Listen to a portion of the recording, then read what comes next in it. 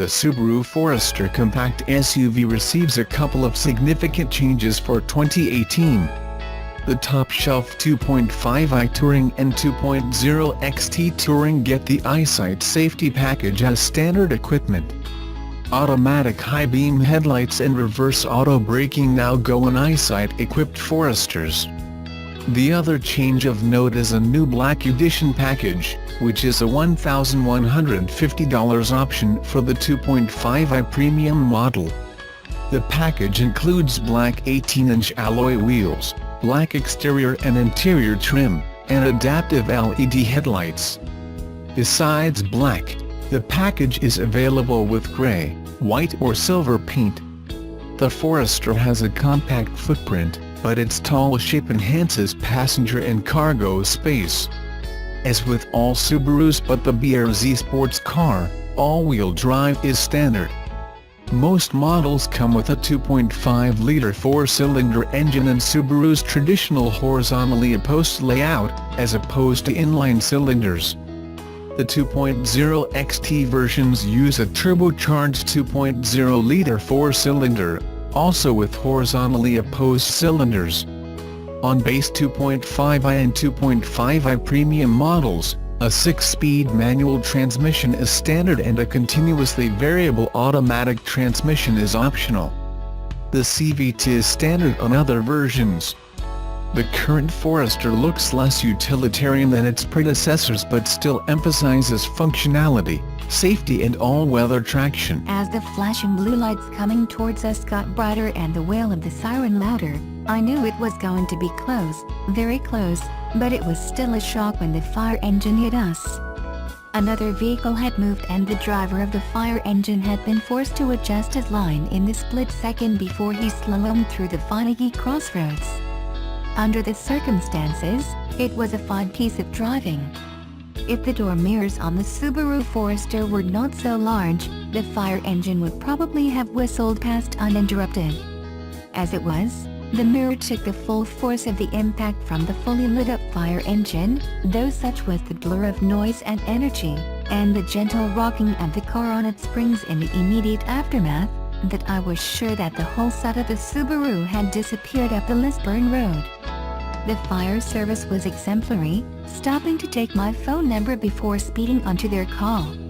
They still got there in time, incidentally, and phoned me back that afternoon to check we were unhurt and to swap insurance details. The episode was instructive in a number of ways.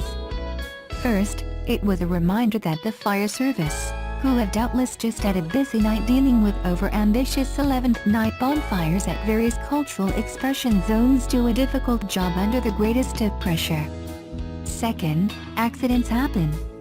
Third, once insurance companies know you have been involved in an accident, you will be plagued by phone calls and letters from lawyers offering to represent you in your claim for damages. Even when you have told them, repeatedly, to leave you alone and that neither you nor your wife were hurt. Fourth, Subaru built their cars really, really tough.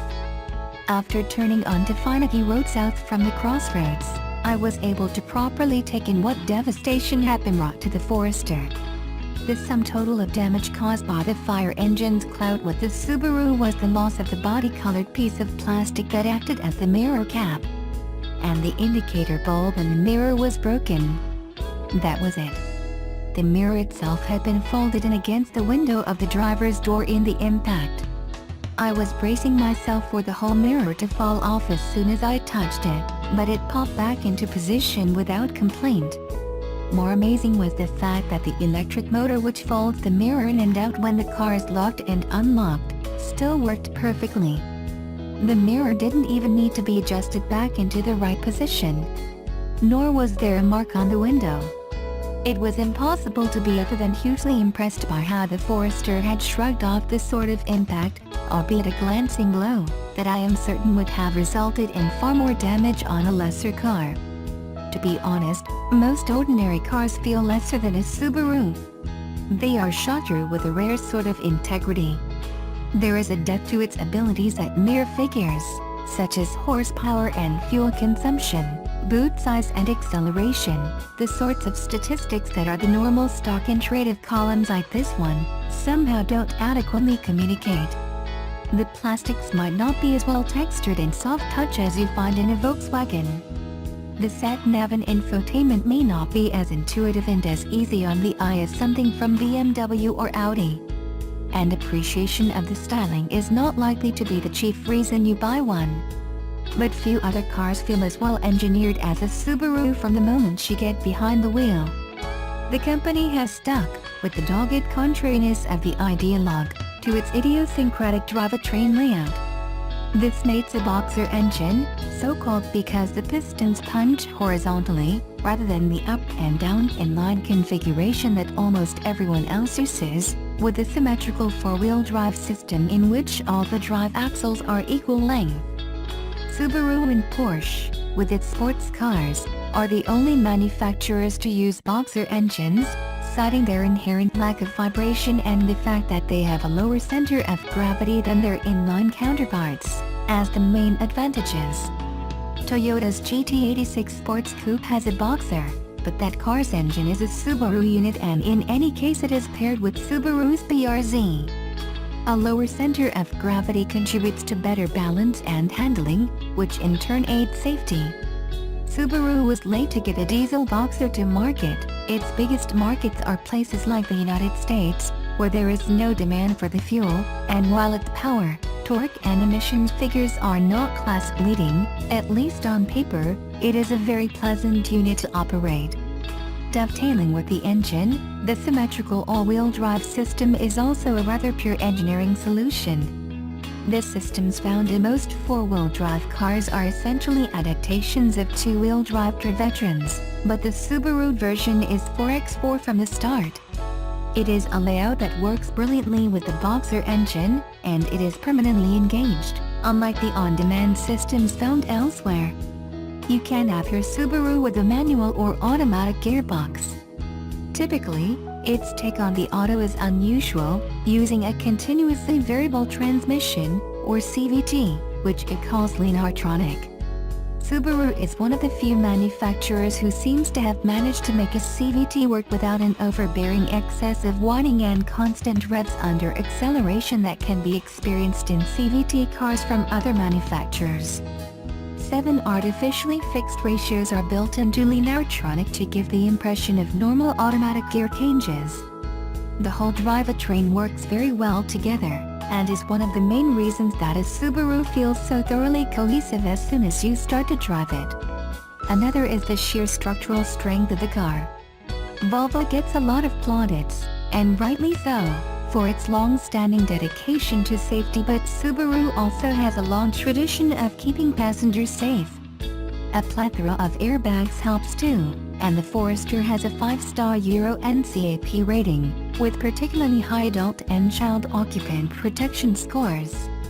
Subaru models also routinely top the safety charts in tough tests in the United States and Australia. Its stereo camera-based eyesight technology is regarded as one of the best of the extra set of eye safety systems, blending automatic braking, throttle control, adaptive cruise control and lane keep assist. Eyesight has yet to be fitted to UK specification Foresters, and it is unlikely such a system would have made any difference in my accident.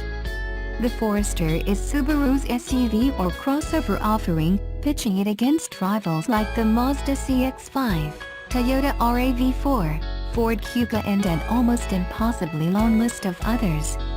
Indeed, Subaru is among those manufacturers who can claim to have invented the crossover with its original Forester in 1997, which was basically a more rugged and practical Impreza. The model line is now into its 4th generation, which has seen the Forester become ever so slightly posher. While enhancements such as better leather and a nicer dashboard are welcome, they are not the Forester's main plus points. Instead, you will enjoy the comfortable seats, the elevated driving position and the uncommonly clear view of the road through large windows. It is an easy car to place on the road, a byproduct of its straight-edge design, and you and your passengers will appreciate the light let in by the large sunroof. It is all very calm and relaxing. A big boot, Doors that open wide and make it easy to get in and out add to the Forester's user-friendliness. The switches and controls feel like they will outlast Rathlin Island. The boxy silhouette allows for ample headroom and a tremendous sense of spaciousness. The chassis offers plenty of grip, as you might expect, but suspension is tuned for softness and mopping wheel travel, consistent with its off-road credentials, rather than demolishing B-roads. The fact that much of what makes the Subaru Forester special is invisible and lies beneath undemonstrative bodywork will mean it won't even make it onto the shopping list of more fashion-conscious buyers. It rather hides its light under a bushel. Instead, its qualities are more cerebral, and will appeal to the sort of person who appreciates Subaru's singular approach to engineering and its tangibly superior build quality. The frill-free and straightforward attitude helps to give the Forester a refreshingly honest character. It feels desirable as much for what it isn't as for what it is, and in a sea of pseudo-SUVs, it stands apart as the real deal. It's also tougher than nails, and almost as tough as a fire engine.